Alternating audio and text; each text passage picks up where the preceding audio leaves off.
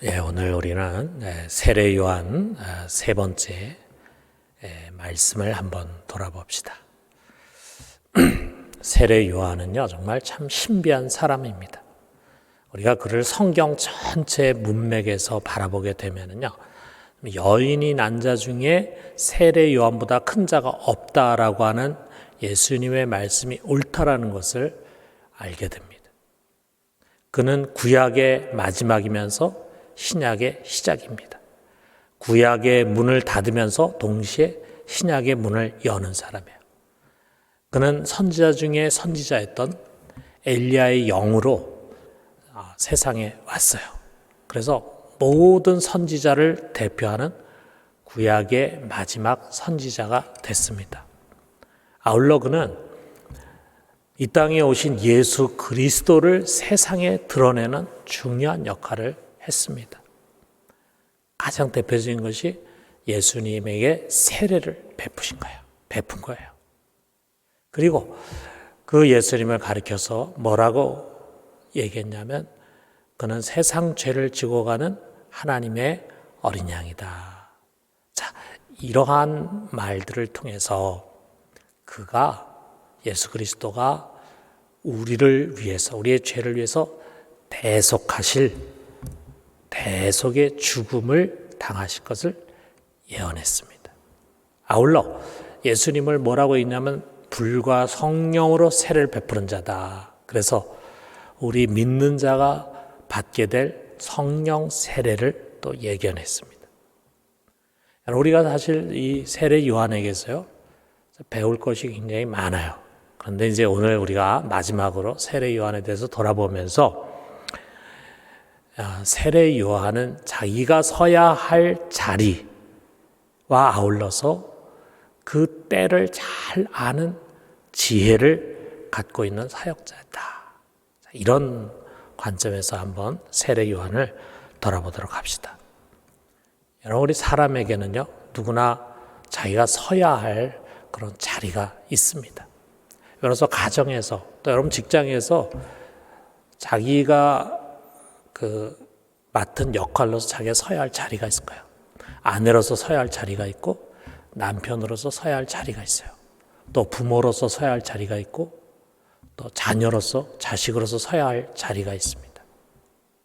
또 직장에서 사장이 서야 할 자리가 있고, 사원이 서야 할 자리가 있잖아요. 국가를 볼 때는 대통령이 서야 할 자리와 참모나 장관이 서야 할 자리가 다르겠죠. 교회에서도 마찬가지입니다. 목회자가 서야 할 자리가 있고, 우리 교인이 서야 할 자리가 있어요. 목장에서도 순장이 서야 할 자리가 있고, 우리 순원들이 서야 할 자리가 있습니다.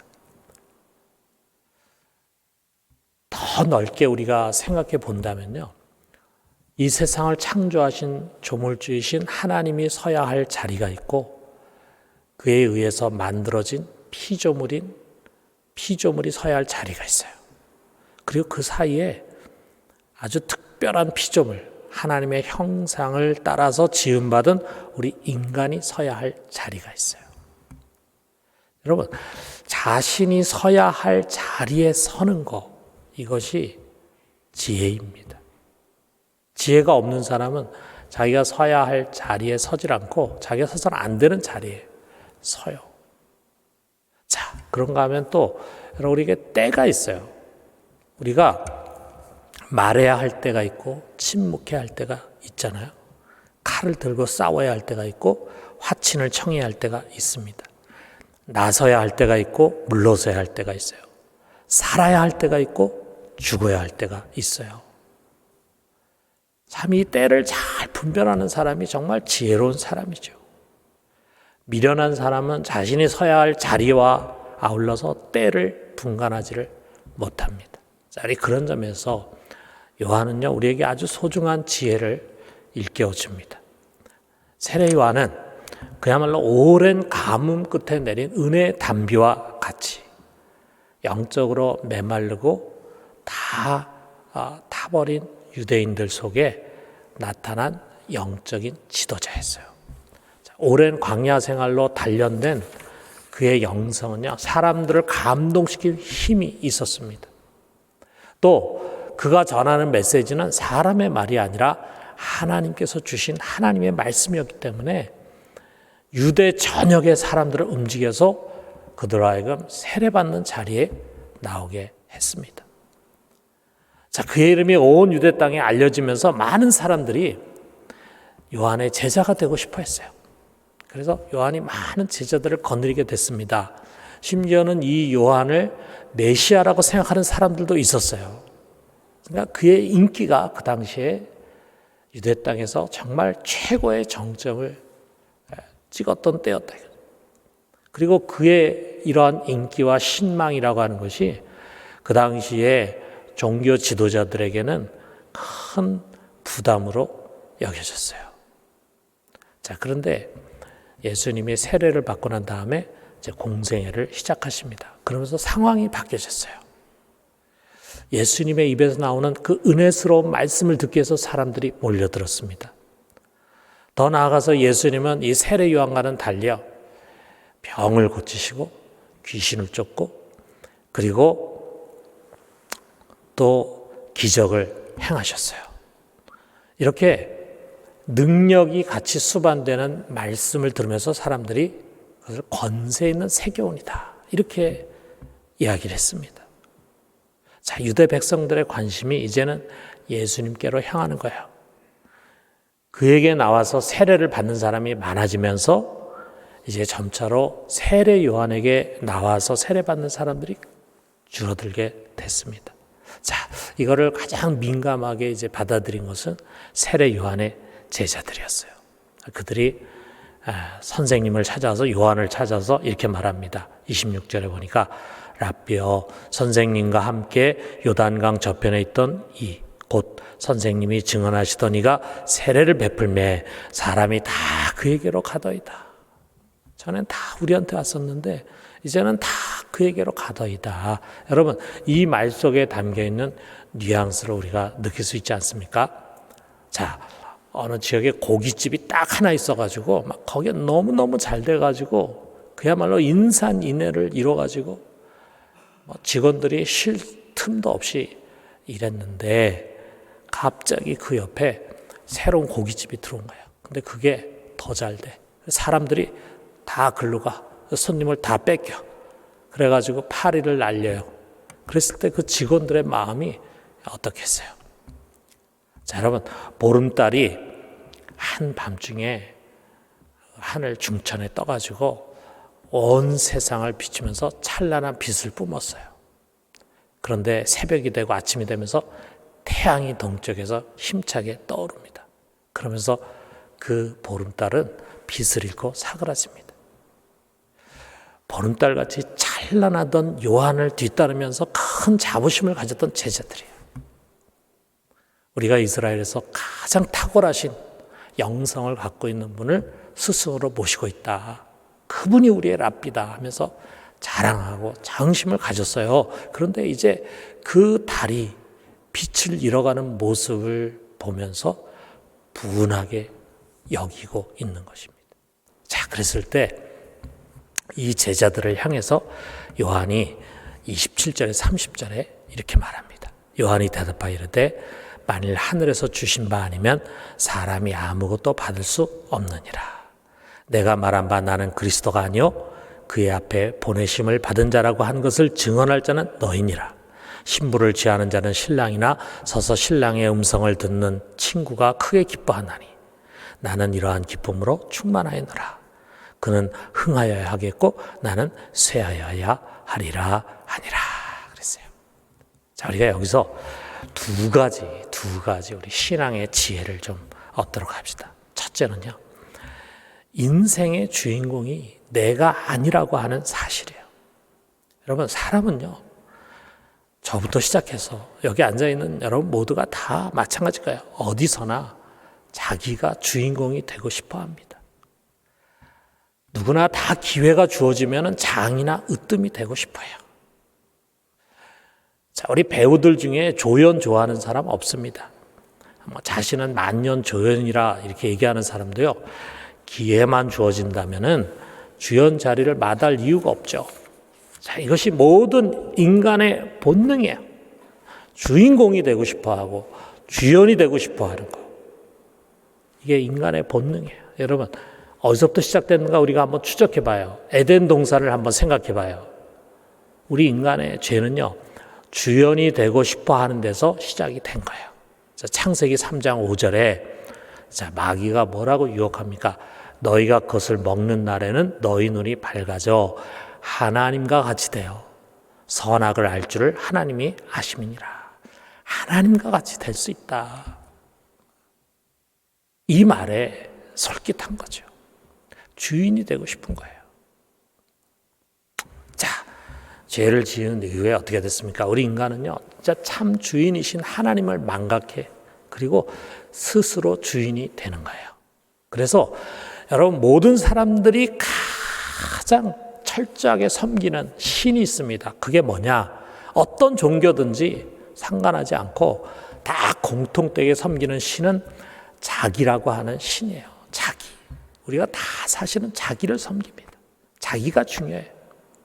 무엇을 결정할 때 그 가장 중요한 동기는 바로 이런 거예요. 자기의 이익, 자기의 부귀영화, 자기의 성공, 자기의 명예, 자기의 욕망, 자기의 편함, 자기의 자존심. 이게 삶에서 가장 중요하고 우선돼요. 여러분, 안 그렇습니까? 특별히 우리가 이제 근대, 모던이라고 하는 사회가 시작되는 것이 서양의 계몽주의 때부터 시작이 되는데, 계몽주의는요, 한마디로 자아의 발견이에요.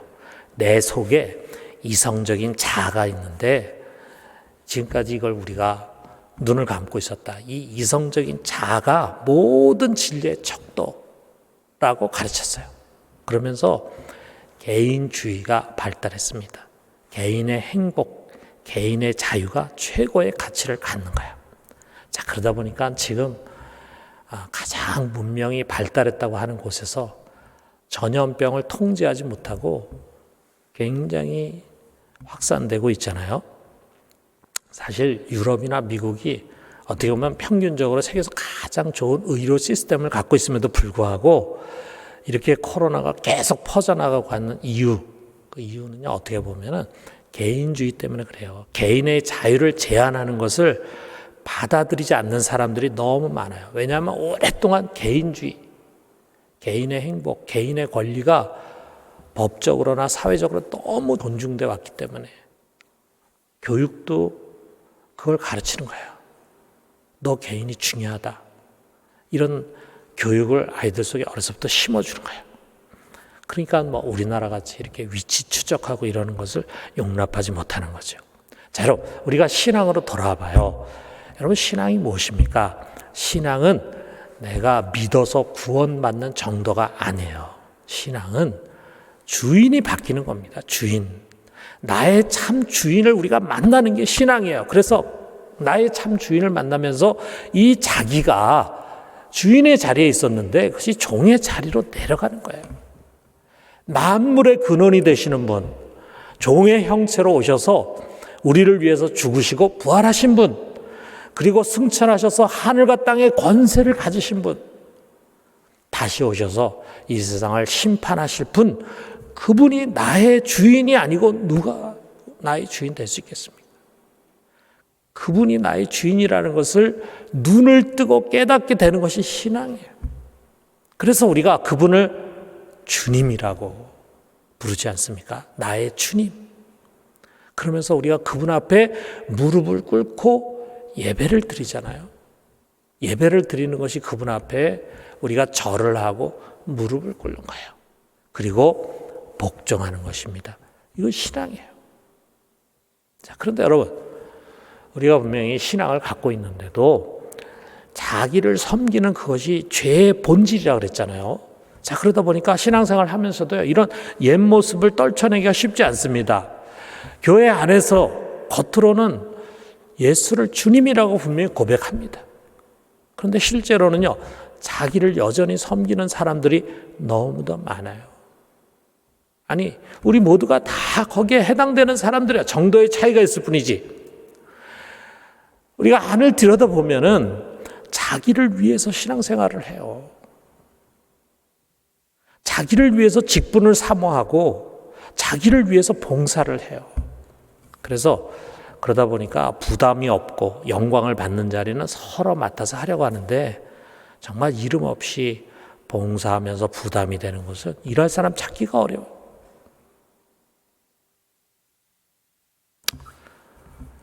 또 자기를 위해서 일하다 보니까 자기가 싫으면, 그냥 자기가 불편하면, 자기가 상처받고 자존심이 깎이면 언제든지 내려놓고 뒤로 물러섭니다.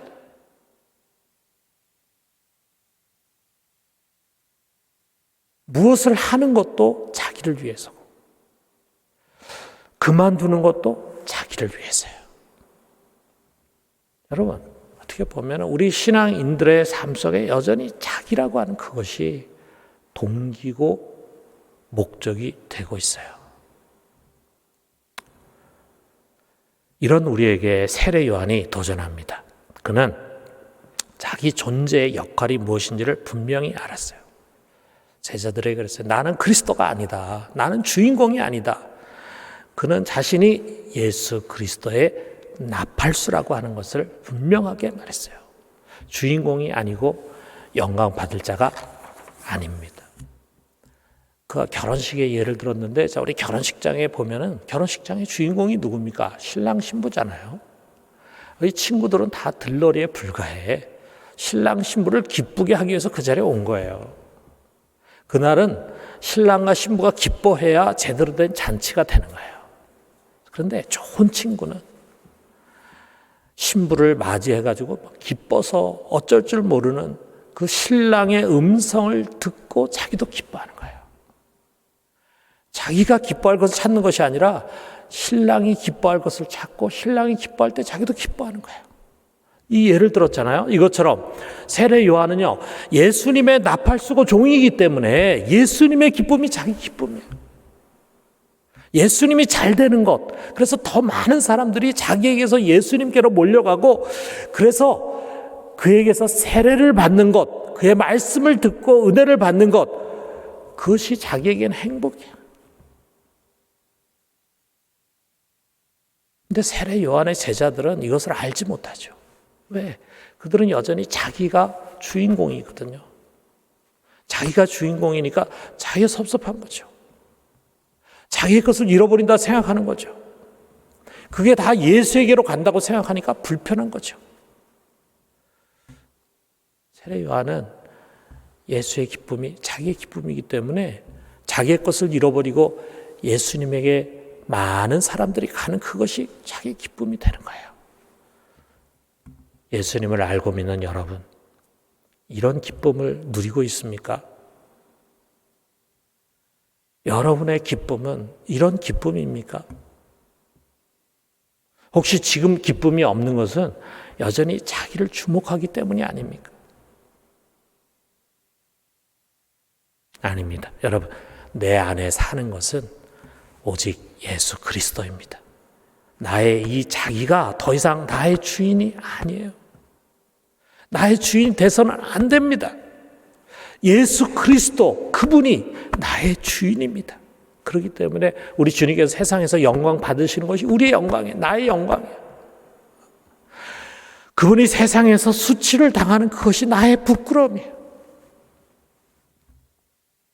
그러므로 여러분, 예수의 사람이 된 우리는요, 먼저 당연히 그분의 나라와 그분의 의를 구하는 것입니다. 그게 우선순위예요. 나의 나라와 나의 의를 구하는 것이 아니라 예수 그리스도의 나라와 그의 의를 구하는 거예요. 그의 교회가 성장하고 그의 나라가 확장되는 것이 나의 꿈이고 나의 목적이고 나의 기쁨이 돼야 돼요. 내가 뭘 얻어가지고 기뻐하는 것보다도 선교지에서 좋은 열매가 맺혔다는 소식을 들을 때 더 기뻐할 수 있어야 돼요.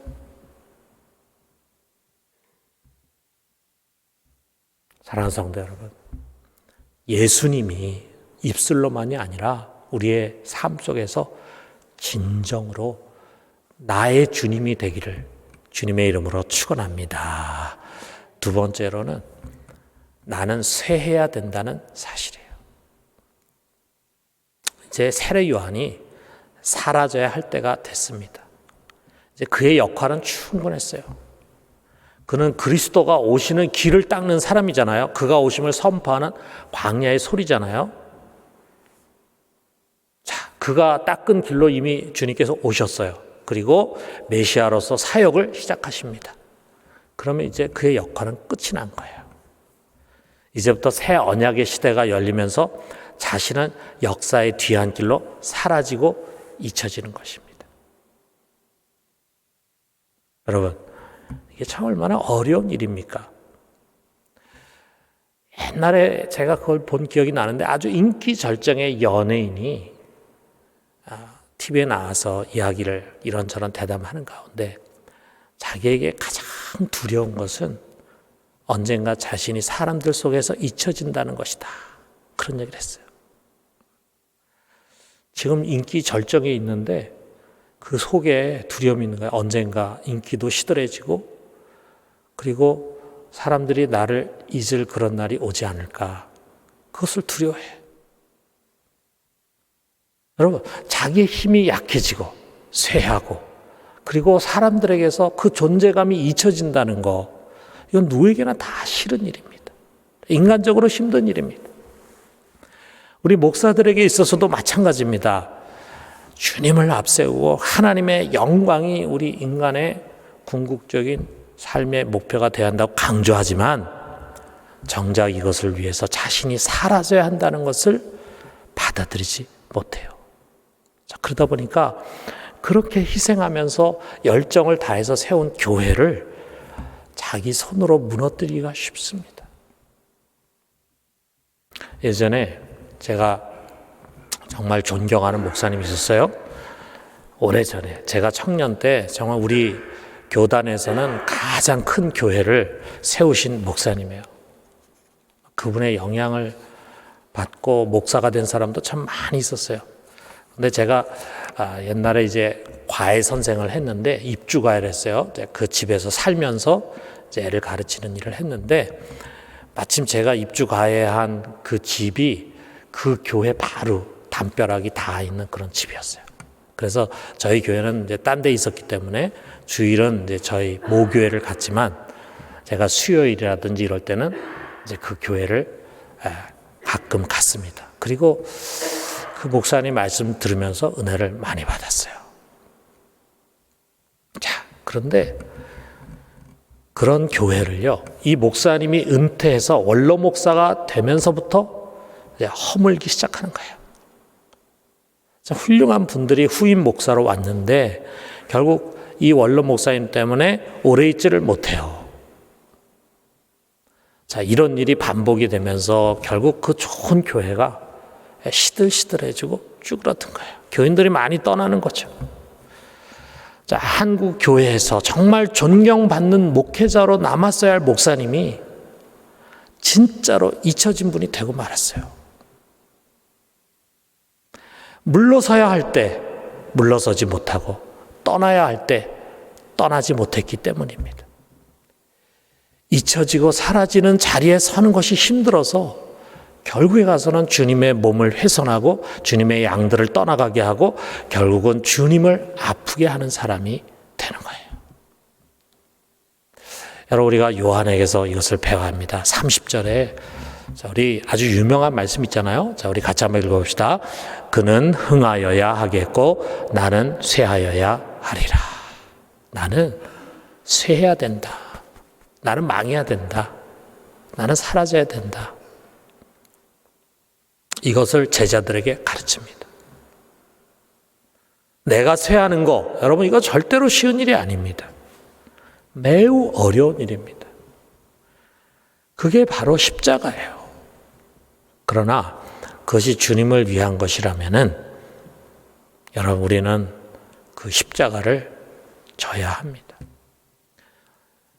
요한은요 그 십자가를 지고 소리 없이 사라졌습니다. 그래서 얼마 뒤에 헤롯의 옥에 갇히고 결국 목이 잘려서 순교했어요. 그는 잊혀진 자가 됐어요. 사랑하는 성도 여러분, 나는 쇠하여야 하리라. 제발 우리가 이걸 배웁시다. 우리 죽어야 할 때 죽어야 합니다. 내가 죽으면 교회가 살고 하나님 나라가 살아요. 여러분, 우리에게 무대가 주어졌을 때 우리는 그 무대에서 열심히 일해야 합니다. 열심히, 후회 없이 열심히 일해야 합니다. 주님을 위해서 일해야 합니다. 그리고 퇴장할 때가 되면은 우리는 무대 뒤로 깨끗이 사라져야 돼요. 주님을 위해서 그렇게 할 수 있어야 합니다. 인간적으로는 가슴 아플 수 있어요. 그렇지만 그런 우리들에게 하늘의 위로가 임할 것입니다. 하늘의 위로입니다. 사람의 칭송이 아니라 주님이 주시는 칭찬이에요. 사람의 위로와는 비교할 수 없는 하늘의 위로입니다. 여러분, 우리가 자꾸 사람의 위로와 칭찬을 받으려고 할 때요, 우리도 보는 가운데 영적인 올무에 걸리게 됩니다. 하늘의 위로를 받으려고 해야 합니다. 하늘의 위로. 그 하늘의 위로를 받으려고 할 때 우리는 세상에서 쇠해질 수 있고 사라질 수 있어요. 사랑하는 성도 여러분, 주님과 그의 교회와 그의 나라를 위해서 스스로 쇠할 수 있는 우리 모두가 되기를 주님의 이름으로 축원합니다.